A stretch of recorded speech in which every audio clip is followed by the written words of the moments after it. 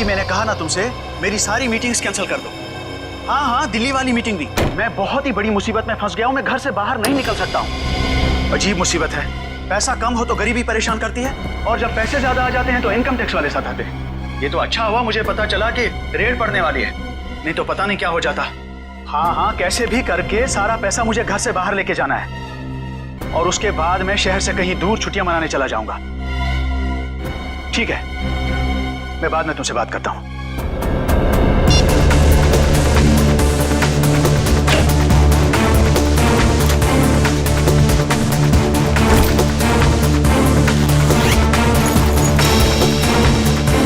पैसा तो सारा ठीक ठाक ही लग रहा है।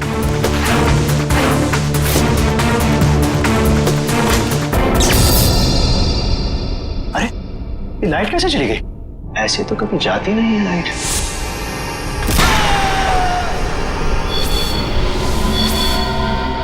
कौन हो तुम और क्यों कर रहे हो ये सब?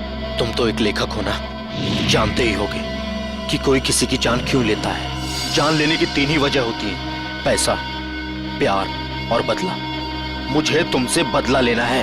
कैसा बदला? तो मेरे को तुमको जानता तक नहीं। तुम मुझे नहीं जानते, मगर अंकुश को तो जानते ही होगे ना। अंकुश? अंकुश अनंत, वो मेरे दिल के बहुत करीब था। तुमने उसकी जान ली, अब मैं तुम्हारी जान लूंगा। अंकुश आनंद की मौत का बदला? अरे तुम्हारा दिमाग खराब हो गया है क्या? अरे मुझे निकालो यहाँ से। अरे बचाओ, कोई है? अरे कोई बचाओ।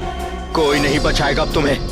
जिस तरह तुमने अंकुश अनंत को तड़पा तड़पा के मारा था, ठीक उसी तरह मैं तुम्हें तड़पा तड़पा के मारूंगा।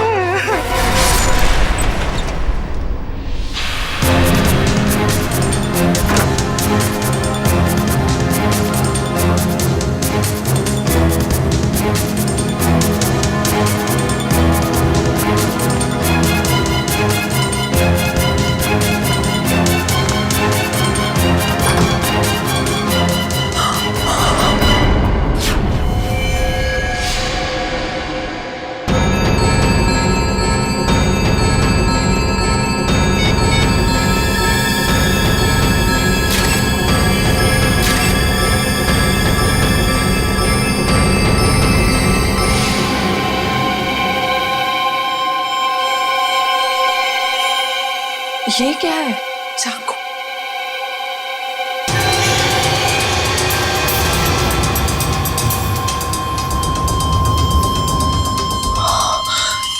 ये क्या किया मैंने? फोटो खींचने के चक्कर में अपनी उंगलियों के निशान चाकू पे छोड़ दिए।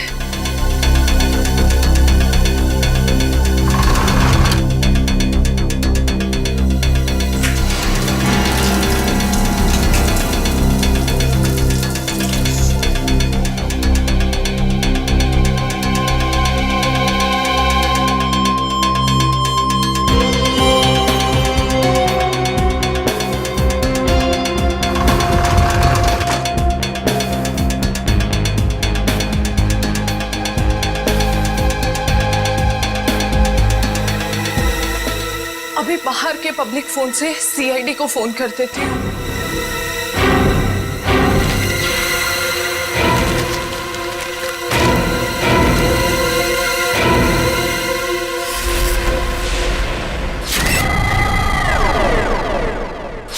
बड़ी बेरहमी से मारा है इसे, गला तो पूरा चीर के रखा है। देखने से लगता है कि उन्हीं के दिल में इसके लिए बहुत नफरत थी। हाँ, बदला लेने के लिए किया गया खून है ये। और ये देखो, एक पैसे को हाथ नहीं लगाया, एक पैसे को भी।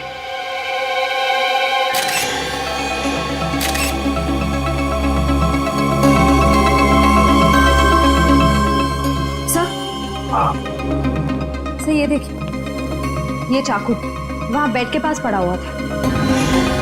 सर, इस चाकू पे तो जरा भी खून नहीं लगा हुआ है, बिल्कुल साफ है। श्रेया, स्प्रे मार के देखो जरा।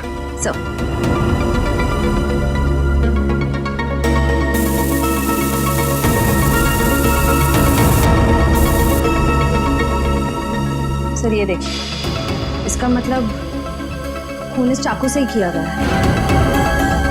रंग बदल गया, मतलब चाकू पर खून है। खून इसी चाकू से किया गया है। सर एक बात समझ में नहीं आ रही, खूनी ने चाकू को साफ करके यहीं क्यों छोड़ दिया? वो इसे अपने साथ भी तो ले जा सकता था। बिल्कुल, चाकू यहीं पर छोड़ के क्यों गया वो, और वो भी साफ करके? कोई ना कोई तो वजह जरूर है। सर, हाँ दगोड़िया जी का मैनेजर आ गया। आ गया? जी सर। ठीक है सचिन, बॉडी को फॉरेंसिक लैब भेजने का बंदोबस्त करो। अच्छा, उस मैनेजर से मिलता हूँ।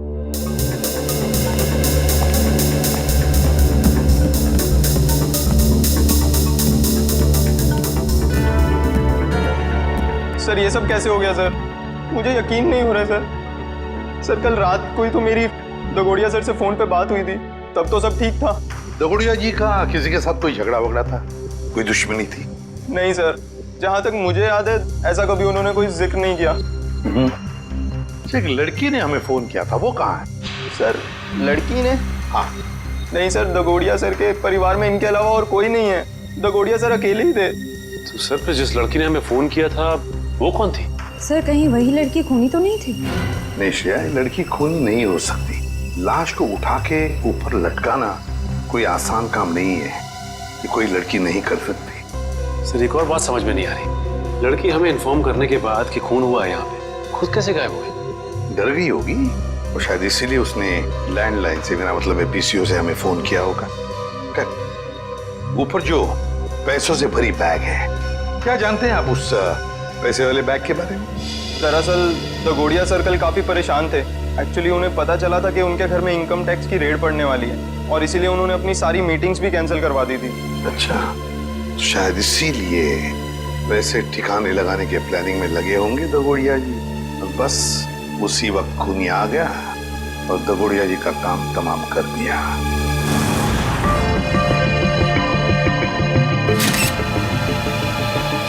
एक मिनट, ये देख रहे हो, इसके गाल पर ये नीला नीला निशान। हाँ सर, तो ये देखो, ये निशान दोनों तरफ। ये कोई जहर का चक्कर तो नहीं हो सकता है सर? लेकिन व्यवहार ऐसा लगता है जैसे ये उंगलियों का निशान है। कहीं ऐसा तो नहीं कि खूनी ने इसका मुंह दबाने की कोशिश की हो? इसे देख के तो ऐसा ही लग रहा है सर। पर क्यों? कहीं ऐसा तो नहीं कि खूनी इसका मुंह खोलना चाहता हो सकता है। इसका मुंह देखना चाहिए खोल के।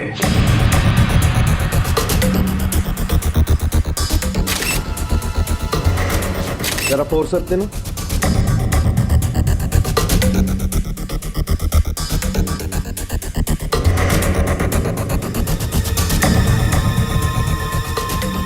ये देखो, इसके मुंह में ये कागज का टुकड़ा, क्या हो सकता है ये?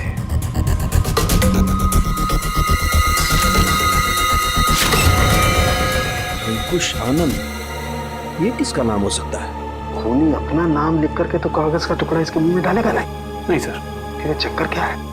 अरे देखो, कागज के दोनों तरफ खून भी लगा हुआ है। साळुंखे, ये कागज तुझे दगोड़िया के मुंह में से मिला? हाँ बॉस, मुझे भी बड़ा ताजुब हुआ। कोई खूनी किसी के मुंह में कागज रख के क्यों जाएगा? सर ये भी तो हो सकता है कि ये कागज खूनी ने उनके मुंह में ना रखा, बल्कि उन्होंने खुद मरने से पहले ये कागज खूनी से बचाने के लिए अपने मुंह में खुद ही डाल दिया।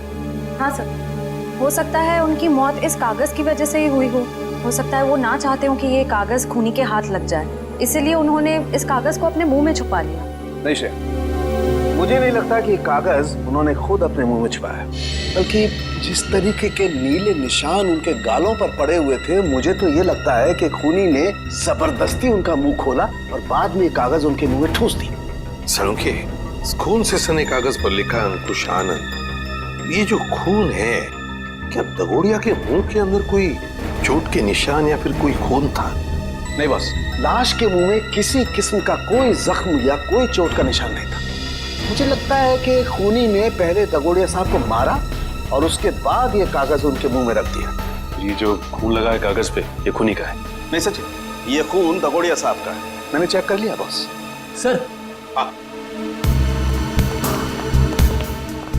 इंटरनेट पे ये नाम सर्च किया मैंने, अंकुश आनंद। इस नाम के 2 लोग हैं सर, एक है चेन्नई में और दूसरा नासिक में। पता लगाओ इन दोनों के बारे में। इन दोनों में से एक का संबंध तो जरूर होगा, इस दगोड़िया के साथ जरूर होगा। हेलो, हाँ, कहाँ पे?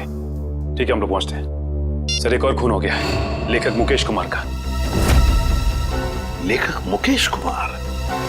मतलब एक और लेखक का खून? तो फिर जरूर इस मुकेश कुमार और दगोड़िया के खून में कोई ना कोई संबंध है, कोई ना कोई संबंध जरूर है।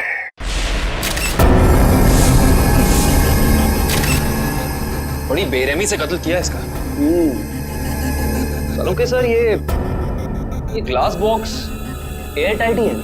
हाँ काविन, किसी ने इस बेचारे को इस ग्लास बॉक्स में जबरदस्ती बंद कर दिया, और क्योंकि ये ग्लास बॉक्स एयर टाइट बंद है, इसलिए इस बेचारे को बिल्कुल हवा नहीं मिली, और ऑक्सीजन नहीं मिलने के कारण इस बेचारे का दम घुट गया और ये मर गया। हाँ सर, ये इसके हाथ पे लगे हुए जख्म और ये नाखूनों का निशान और इस पे लगा खून तो यही बताता है कि इन्होंने अपने आप को बचाने की बहुत कोशिश की। एक काम करते हैं, पहले इस लाश को बाहर निकालते हैं। Yes sir.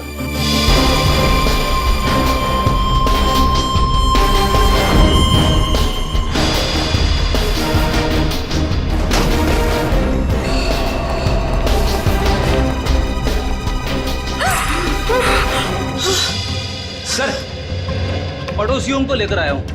इन्होंने देखा है खूनी को अंदर आते हुए। इन लोगों को क्राइम सीन पे लाने की क्या जरूरत थी? वहां पर तो रोक सकते हैं ना। जी कहिए, क्या देखा आप लोगों ने? सर, मैं घर की बालकनी में अखबार पढ़ रहा था, तभी मैंने देखा कि एक आदमी ट्रॉली में इस बॉक्स को रखकर घर के अंदर जा रहा है। ये ग्लास बॉक्स लेके जब वो घर के अंदर जा रहा था तो उसने हाथ में ग्लव्स पहने थे? नहीं सर, ग्लव्स नहीं पहने थे। अच्छा, ये आदमी अकेला था या फिर इसके साथ कोई और भी था? वो अकेला था। तुमने उसका चेहरा देखा? स्केच बना सकते हो? नहीं सर, चेहरा तो याद नहीं। पर हाँ, उसका बायां कंधा बार बार हिल रहा था, जैसे कि कोई कपकपाहट हो रही हो।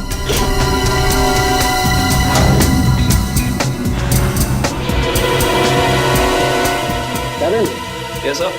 एक मिनट।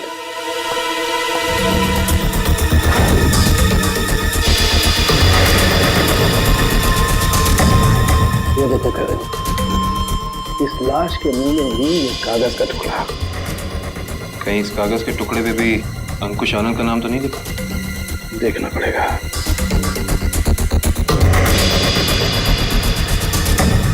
इस पे तो रिजू कालिया लिखा हुआ।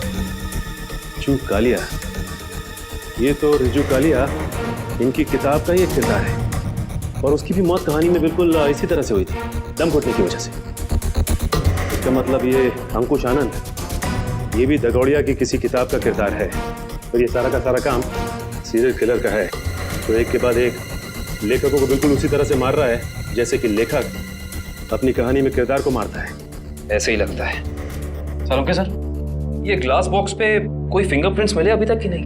अभी कागज ढूंढा यार, फिंगरप्रिंट्स अभी ढूंढना बाकी है।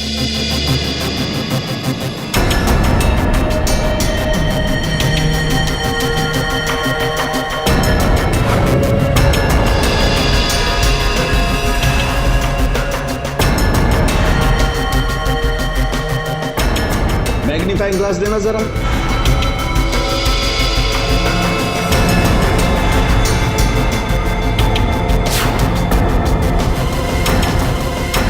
ये कैसे निशान है? कैसे निशान मतलब? डैडी, मैंने अपनी पूरी जिंदगी में उंगलियों के निशानों पर अंग्रेजी के अक्षर छपे हुए नहीं देखे। उंगलियों के निशानों पे अंग्रेजी के अक्षर? हाँ काविन, दिखाता हूँ। मेरा ग्लास है। ये लीजिए।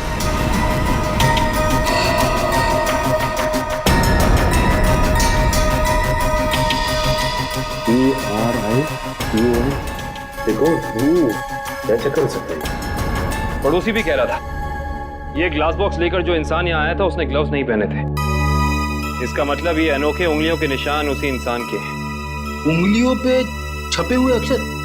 सालून के साहब, ये कैसे मुमकिन है? मुमकिन है फ्रेडी, बॉडी मॉडिफिकेशन के जरिए मुमकिन है। लेकिन सालू के साहब, अगर खूनी एक एक कदम फूक फूक के रख रहा है तो फिर उसने हैंड ग्लोव्स न पहनने की गलती कैसे की? क्योंकि ये गलती नहीं है, बल्कि जानबूझ के किया गया है। ये सीरियल किलर अपने हर खून पे अपना सिग्नेचर छोड़ रहा है, इन अनोखे उंगलियों के निशान के जरिए।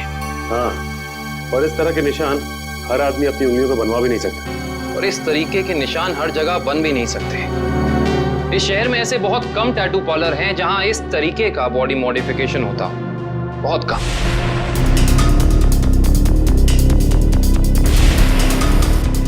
यस, ये बॉडी मॉडिफिकेशन आपने किया है? No sir. क्या आपने बनाया?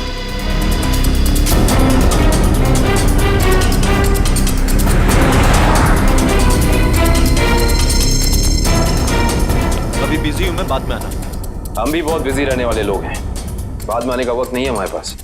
बिना अपॉइंटमेंट के आ रहे हो? मैं तुम्हारा टैटू नहीं बनाऊंगा। सीआईडी शिवा, बाद में आना। क्या हुआ सर? मैंने कुछ किया क्या? शहर में कुछ खून हो रहे हैं। खून? किताब लिखने वाले लेखकों के। लेखकों के? पर मैं तो टैटू आर्टिस्ट हूँ सर, मेरा क्या लेना देना इससे? हो सकता है कुछ लेना देना हो।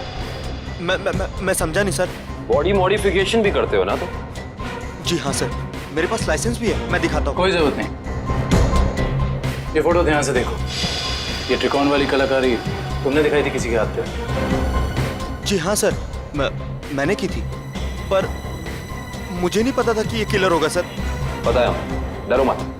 हाँ, लेकिन इस इंसान की कोई ना कोई डिटेल तो जरूर होगी तुम्हारे पास, है ना? जी हाँ सर, मैं 1 मिनट में लेके आता हूँ सर। जी हाँ सर,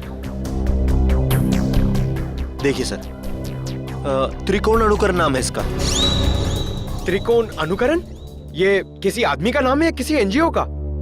त्रिकोण मतलब ट्रायंगल और अनुकरण मतलब किसी की नकल करना।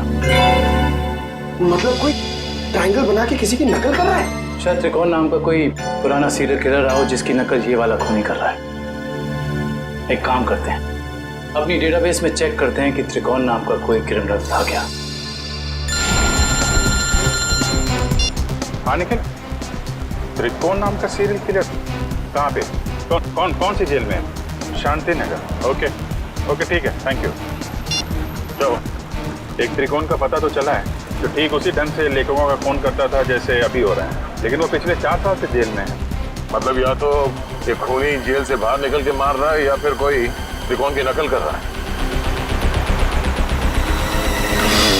अब जी, सारांश।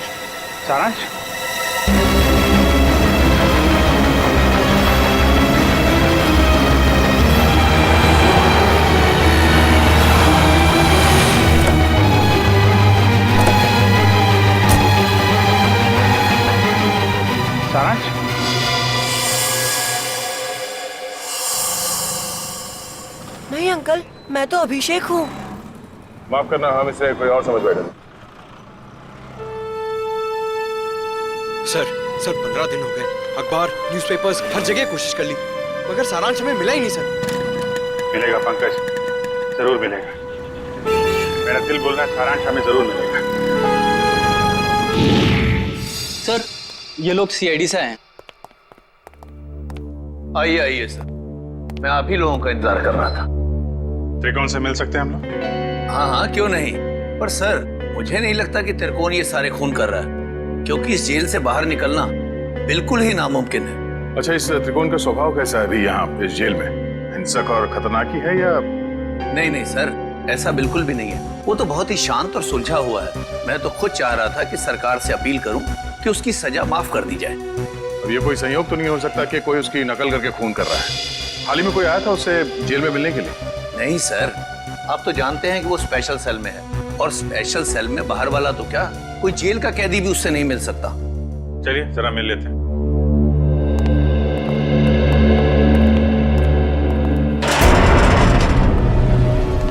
त्रिकोण, देखो तुम्हारे लिए आज कितने खुशी का दिन है। इतने सालों के बाद तुमसे सीआईडी वाले मिलने आए। क्या बात है जेलर साहब, आज आपका कानून मुझ पे इतना मेहरबान क्यों है? मेहरबान नहीं हुआ, बस ये समझ लो कि तुमसे ये पूछने आए कि जेल में बैठे बैठे तुमने दोबारा खून करना कैसे शुरू कर दिया? कमाल है आप लोगों का भी। इतने सालों से मुझे इस जेल में कैद करके रखा है, लेकिन शक करने की आदत आप लोगों की गई नहीं। तो फिर कौन है वो जो बाहर लेखकों के खून कर रहा है ठीक तुम्हारी तरीके से, और तुम्हारी तरीके से कंधे उचकाता है? कौन हो सकता है जो मेरी तरह खून कर रहा है? शायद तुम्हारा कोई परिवार वाला, कोई दोस्त या कोई रिश्तेदार। कोई नहीं है मेरा। बचपन अनाथालय में बीता है और जवानी जुर्म की सड़कों पर। तो तुम ये कहना चाहते हो कि तुम्हारे खून करने के तरीके के बारे में किसी और को मालूम नहीं है? किसी को नहीं। तुम्हें किसी पे शक है? देखो, जो कुछ मालूम है बता दो, शायद हम किसी की जिंदगी बचाने में कामयाब हो जाए। क्या आपकी मदद करने से मेरी सजा कम हो सकती है? वादा नहीं कर सकते, लेकिन अगर तुम्हारी मदद से हम उस नकलची खूनी को पकड़ लेंगे तो दरख्वास्त जरूर करेंगे सरकार से तुम्हारी सजा कम हो जाए। ठीक है, मुझे उम्मीद है कि आप अपने शब्द भविष्य में आगे जरूर याद रखेंगे। मुझे लगता है कि वो मेरी लेखन पढ़ के ठीक उसी तरह खून कर रहा है। तुम्हारा लेखन? हाँ, पढ़ते पढ़ते कभी याद ही नहीं रहा कि मुझे भी लेखन का शौक हो गया है और मैं लिखने लगा। हर रोज रात को सोने से पहले मैं अपने विचार उस डायरी में व्यक्त करने लगा। मतलब मारने का प्लान, मारने का तरीका, उसका नाम, सब कुछ तुम उस डायरी में लिखते थे? जी हाँ, मुझे लगता है कि वो डायरी उसके हाथ लग गई और वो मेरे विचारों से प्रभावित होकर ठीक उसी तरह जुर्म के रास्ते पर आगे बढ़ चुका है। कहाँ रखी कहाँ थी तुमने वो डायरी? अनाथालय में छोड़ आया हूँ अपने अतीत के वो पन्नों को। जी, मैं सुरेश बोल रहा हूँ, जी के नगर अनाथालय से। वो जो आप बच्चों की किताबें भेजने वाले थे। ठीक है, मैं शाम को अकेले लूंगा। हाँ जी, नमस्ते। कहिए। सीआईडी? क्या बात है सर? जो बात हम आपसे कहना चाहते हैं उसका संबंध त्रिकोण से है। त्रिकोण? मुझे पता था कि एक न एक दिन त्रिकोण की वजह से यहाँ पुलिस या सीआईडी जरूर आएगी। क्या आप पहले से ही जानते थे कि त्रिकोण गुनाह के रास्ते पर चलने वाला था? नहीं, उसे तो यहाँ से निकले हुए जमाना हो गया। जब वो यहाँ आया था तब सिर्फ 12 साल का था। तो क्या वो बचपन से ही हिंसक स्वभाव का था? नहीं सर, हिंसक स्वभाव का तो नहीं था वो, लेकिन वो घंटों घंटों एकांत में बैठना पसंद करता था। किसी से ज्यादा बात भी नहीं करता था। मतलब वो अकेले बैठ के सिर्फ किताबें पढ़ता था? आपको कैसे पता सर? क्योंकि हम मिल चुके हैं उससे। फिलहाल वो जेल में है। ज्यादातर अपराधों की ही किताबें पढ़ा करता था वो। किताबों के पन्नों में डूबकर एक अलग ही दुनिया में चला जाता था। किताबों के किरदारों से बातें करने लगता था कि तुमने खाना खाया या नहीं। कभी कभी तो मैं डर जाता था कि इसका ये जुनून एक मानसिक बीमारी ना बन जाए। आपका डर बिल्कुल ठीक निकला। उसके इसी मानसिक बीमारी ने उसे मजबूर किया उन लेखकों को मारने पे जिनके उपन्यास वो पढ़ता था और जिनके लेखन से वो काफी प्रभावित था। और उन लेखकों को बिल्कुल वैसे मार रहा है जैसे उन्होंने उपन्यास में किरदारों की मौत लिखी है। मुझे इस बात से जरा भी हैरानी नहीं हो रही है, क्योंकि अगर उसका कोई पसंदीदा किरदार उपन्यास में मर जाता तो चीख चीख कर रोता, लेकिन अब तो जेल में है ना, तो आप लोग यहाँ क्यों? देखिए, लेखकों के फिर से खून हो रहे हैं, बिल्कुल उसी तरह से जैसे त्रिकोण करता था। मतलब त्रिकोण जेल से भागकर फिर से खून कर रहा है? नहीं, त्रिकोण तो अभी भी जेल में है। कोई और है जो त्रिकोण की तरह नकल करके लेखकों का खून कर रहा है। किसी पे शक है आपको? नहीं सर, मुझे किसी पे शक नहीं है। चलो ठीक है, मगर त्रिकोण यहाँ पर जिस कमरे में रहता था, क्या वो कमरा हम देख सकते हैं? सर, वो तो बहुत पुरानी जगह है, अब वहाँ कोई नहीं रहता है। फिर भी ठीक है सर, आइए।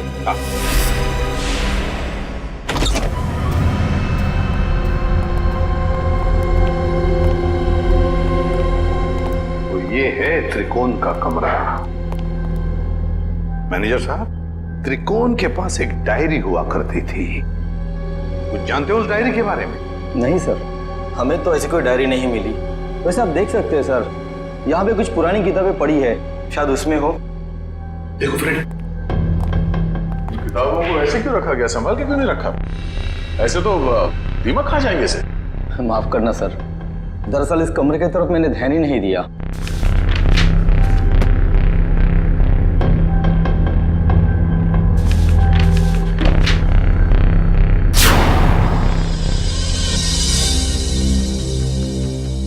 सर, डायरी तो दिख नहीं रही। लेकिन मुझे कुछ दिख रहा है सर। क्या? सर, ये ईंट देखिए दीवार पे, बिल्कुल अलग है। पूरी दीवार में जितनी ईंट है उससे अलग है। दया, जरा देख लो। सर, वो केस याद है ना आपको दीवार से लाशें निकलने वाला केस, कहीं इस केस में भी ऐसा ही कुछ? डायरी ढूंढ रहे हम, समझे? लाशें नहीं।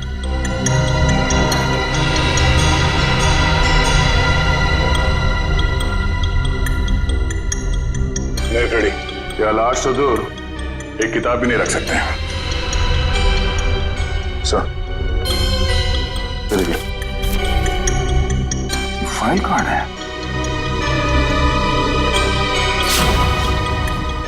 हाँ, त्रिकोण। मतलब वो नकलची खूनी डायरी निकाल के ले गया। अभिजीत, ये जरूर त्रिकोण के डायरी का कवर है। मतलब यहाँ जो भी आया था वो जानता था कि त्रिकोण ने अपनी डायरी कहाँ छुपा के रखी है। ये यहाँ त्रिकोण के बाद में कोई रहता था? हाँ सर, एक लड़का रहा करता था, सुंदर नाम था उसका। ये सुंदर बाद में भी कभी आया था यहाँ इस कमरे में? हाँ सर, आया था। महीने भर पहले वो मुझसे मिलने आया था और कुछ दिन यहाँ रहा भी हो, अपनी पुरानी यादें ताजा करने के लिए। अच्छा, सुंदर। सुंदर का पता तो होगा ना आपके पास?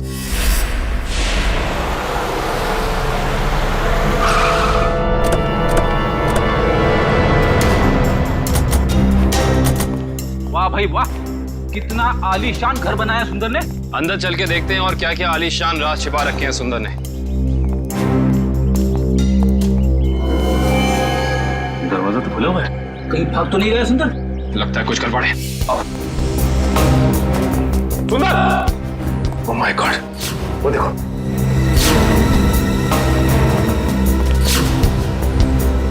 लगता है ये मर चुका है। गोली मारकर जान ली है इसकी, वो भी 3-3 गोलियां। खून भी गीला है, मतलब कातिल आसपास ही है, यहीं कहीं।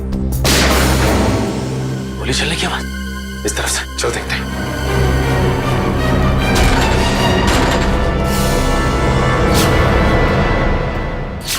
देखो से। सुंदर जी, हाथ ऊपर।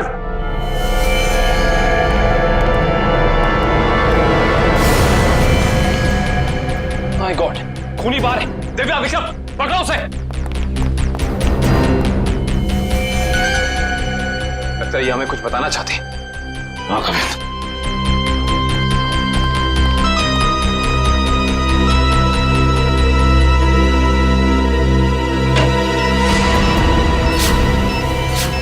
यहाँ बॉल है, सिर्फ 30 सेकंड बाकी है, निकलते हैं यहाँ से। चलो जल्दी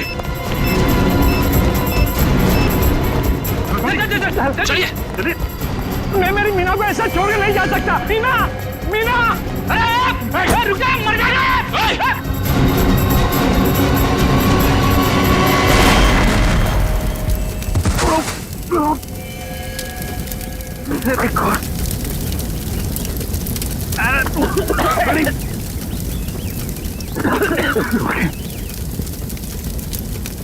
लगता है बीवी और नौकर के साथ साथ सुंदर जी भी मारे गए। सर, आप लोग ठीक तो हैं सर? हाँ, हम सब ठीक है।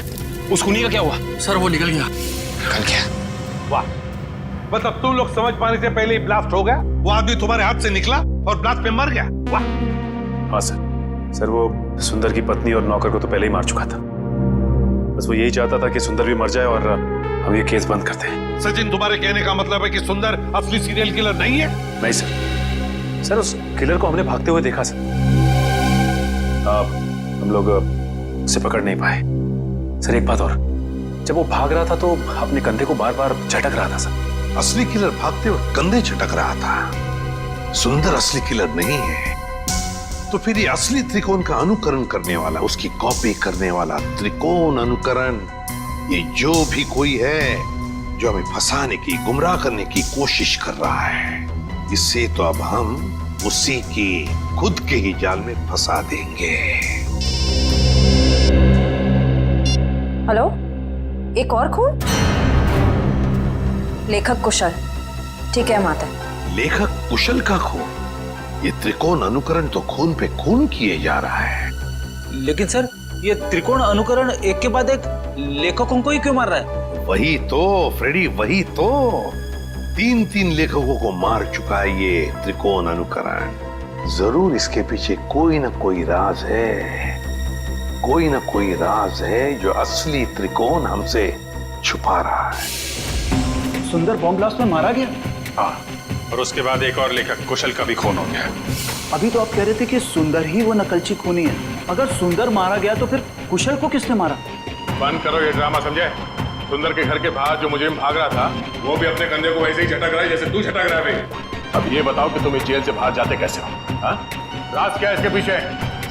कैसी बातें करते हैं आप हैं? आम जेल से कैदी का भागना इतना मुश्किल है, तो फिर आपको लगता है कि मैं इस खास जेल से इतनी पहरेदारी होने के बावजूद भाग सकता हूँ? तुम्हारे अनाथालय वाले कमरे में सुंदर के अलावा कोई और नहीं रहा था, तो वो डायरी किसी और ने कैसे पढ़ी? किसी ने वो डायरी पढ़ी या नहीं पढ़ी ये मुझे नहीं मालूम है, लेकिन मेरी डायरी में अगला नाम उस कुशल का था जिसे मैं मारना चाहता था। मतलब उस लिस्ट में किस किस के नाम है तुम्हें अभी भी याद है? जी मेरे पास लिस्ट है, आप चाहें तो मैं उसकी एक कॉपी दे सकता हूँ।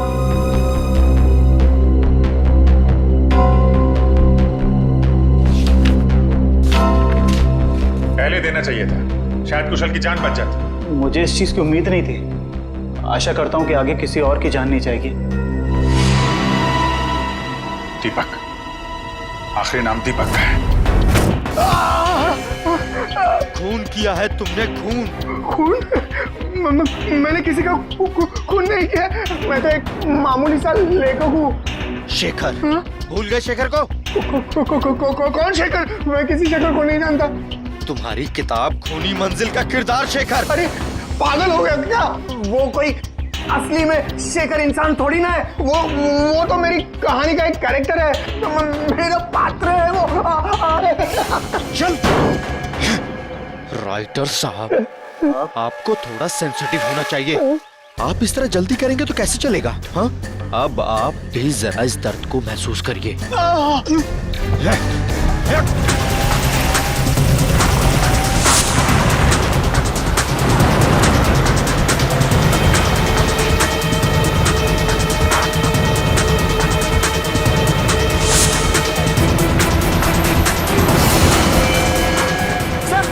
सर दीपक डाउन गाड़ी में।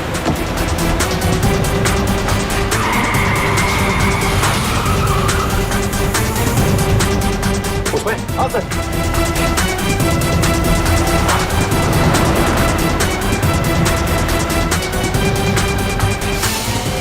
आज ये नकलची लंगूर हमारे हाथ से बचेंगे नहीं।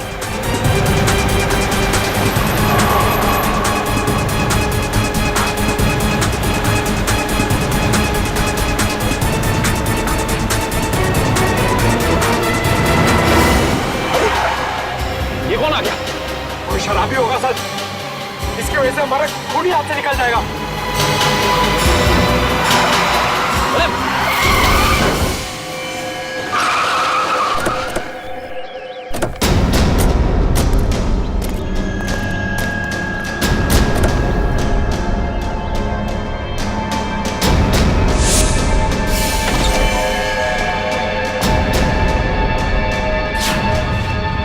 इनका तो बहुत खून भरा है।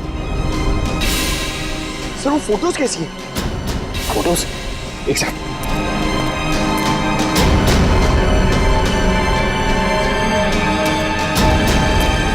ये देखो, ये तस्वीरें केसी डगोडिया के क्राइम सीन की तस्वीरें इनके पास। ये फोटोज इसके पास कैसे आई सर? ये कोई जर्नलिस्ट या रिपोर्टर तो नहीं? जर्नलिस्ट को तो वहां अंदर आना अलाउ नहीं किया था। सर इसका मतलब ये हमारे पहुंचने से पहले वहां पहुंच गई थी। हो सकता है पंकज, कहीं ये वही लड़की तो नहीं जिसने हमें फोन करके बुलाया था? इसका होश में आना बहुत जरूरी है। दिव्या, पानी की छींटे डालो।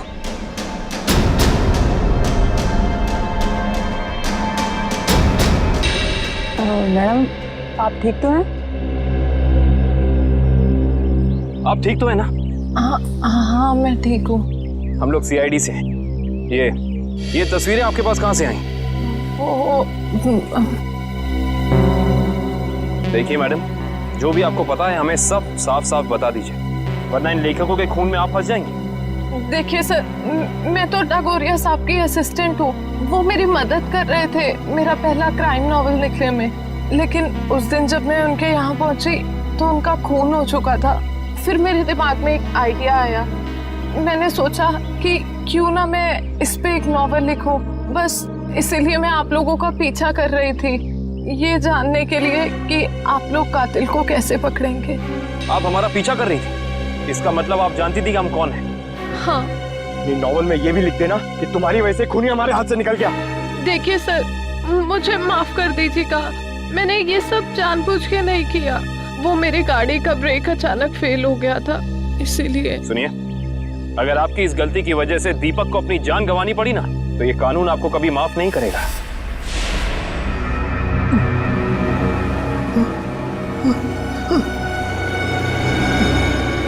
मुझे छोड़ दो प्लीज, प्लीज मुझे यहाँ से जाने दो। जाने ही तो दे रहा हूं तुझे। बहुत जल्द तू भी शेखर के पास पहुंच जाएगा। इसी तरह कुर्सी पर बांधकर मौत दी थी ना तूने उसे, अब तोहफे में तुझे भी यही मौत मिलेगी। बस थोड़ा सा इंतजार। इस मौत के उपन्यास का लेखक रचयिता भी आ रहा है तेरा साथ देने के लिए। त्रिकोण। सर जेलर साहब अंदर नहीं है। जरा बुलाओ उन्हें, हमें त्रिकोण से मिलना है। सर जेलर साहब तो त्रिकोण को लेकर हॉस्पिटल गए हैं, उससे अचानक से दिल का दौरा आया है। दिल का दौरा? कौन सा हॉस्पिटल ले गए?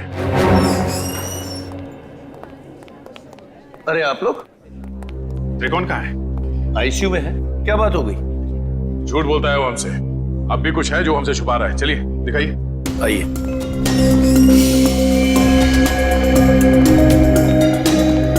कहाँ है ये त्रिकोण? कहाँ है? अभी तो यही था, कहाँ चला गया? सर कहीं वो हॉस्पिटल से भाग तो नहीं गया दीपक को मारने के लिए? भाग कैसे सकता है? यहाँ कौन था? कौन वार्ड बॉय था यहाँ पे? सर मकरंद था। ये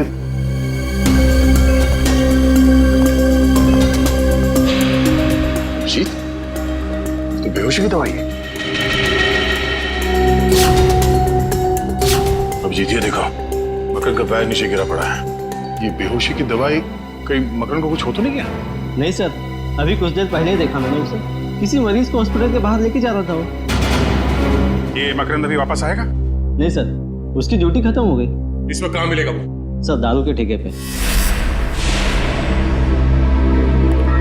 अच्छा, तो ये है मकरंद जी।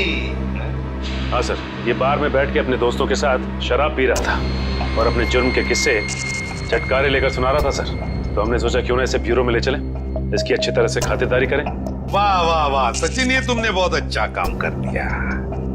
क्यों मकरंद जी, अब हमें भी सुनाओगे ना अपने कारनामों की कहानियां? क्यों, बताओ। साहब मुझे 1 लाख रुपए दिए गए थे उस मरीज को अपने वार्ड से बाहर लाकर गाड़ी में बिठाने के लिए। क्या? हाँ साहब। 1 लाख रुपए के लिए अपने आप को बेच दिया तुमने? किसने दिए थे पैसे तुम्हें? साहब ये मत पूछिए, अगर उसे पता चला कि मैंने उसका नाम बता दिया तो वो मुझे। अच्छा, तो तुम्हें क्या लगा हम तुम्हें ऐसे ही छोड़ेंगे? और खातिरदारी करेंगे हम तुम्हारी, ऐसी खातिरदारी कि जिंदगी भर याद रखोगे। क्यों सचिन? बिल्कुल सर। अरे नहीं साहब, इसकी क्या जरूरत है, मैं बताता हूँ ना साहब, बताता हूँ मैं। फिर बताओ जल्दी। ढूंढो इस घर को अच्छी तरह से ढूंढो। देखो कहीं छुप कर बैठा है क्या? कोई ना कोई सुराग तो जरूर मिलेगा।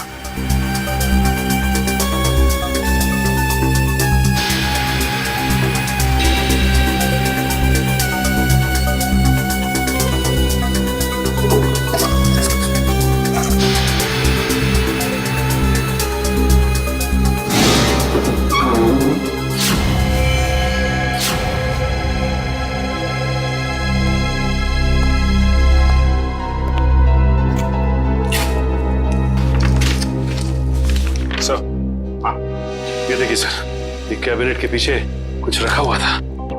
कागज है? हाँ सर, पेपर्स ही है। डायरी के पन्ने हैं। अरे ये तो त्रिकोण की डायरी के पन्ने हैं। यही तो हम ढूंढ रहे थे उस अनाथ आश्रम में। My God. क्या हुआ सर? श्रेया, इसमें लिखा है कि दीपक वो आखिरी लेखक है, दीपक जिसकी वो जान लेना चाहता है। इसका मतलब दीपक की जान को खतरा है? सिर्फ दीपक की जान को ही नहीं, उसके अपनी जान को भी। क्योंकि दीपक को मारने के बाद लगता है उसकी जिंदगी का मकसद पूरा होता है और फिर वो अपनी जान खत्म करना चाहता है। मतलब सर इस नकलची खूनी ने त्रिकोण को सिर्फ इसलिए अगवा किया हॉस्पिटल से ताकि वो उसे मार सके, और फिर वो उन दोनों को वहीं पे मारेगा सचिन, वहीं पे मारेगा जहां से लेखन शुरू हुआ है, उस अनाथ आश्रम में, उस अनाथ आश्रम के कमरे में। ये ठीक नहीं है, इसका अंजाम बहुत बुरा होगा। तुम्हें अंजाम की फिक्र कब से होने लगी त्रिकोण? और ये सारा खेल तो तुमने ही रचा था। मैं तो बस इसे इसकी मंजिल तक पहुंचा रहा हूं। मुझे अपने द्वारा रचे इस गुनाह की गहराई का अंदाजा हो गया है। हम दोनों को मारकर भी तुम्हें वो शांति नहीं मिल सकती जिसके लिए मैंने इतने खून किए।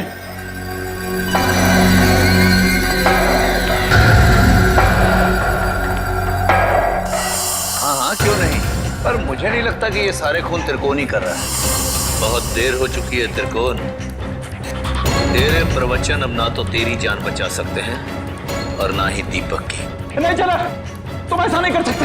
अब तुझे मैं बिल्कुल वैसे ही मारूंगा जैसे त्रिकोण ने अपने उपन्यास में लिखा था। नहीं चला तुम। मुझे मत मारो, मुझे जाने दो। बस होगा तुम्हारा खेल। अब अगर कोई हरकत की ना तुमने तो तेरा वो हाल करेंगे तो सोच भी नहीं सकता। सीआईडी, तो आखिर मेरा भेद खुल ही गया। तो अब तुम लोग मुझे फांसी पर चढ़ाए बिना तो छोड़ोगे नहीं। तो क्यों ना मैं फांसी पर चढ़ने से पहले इन दोनों को मार के अपना मकसद पूरा कर लूं।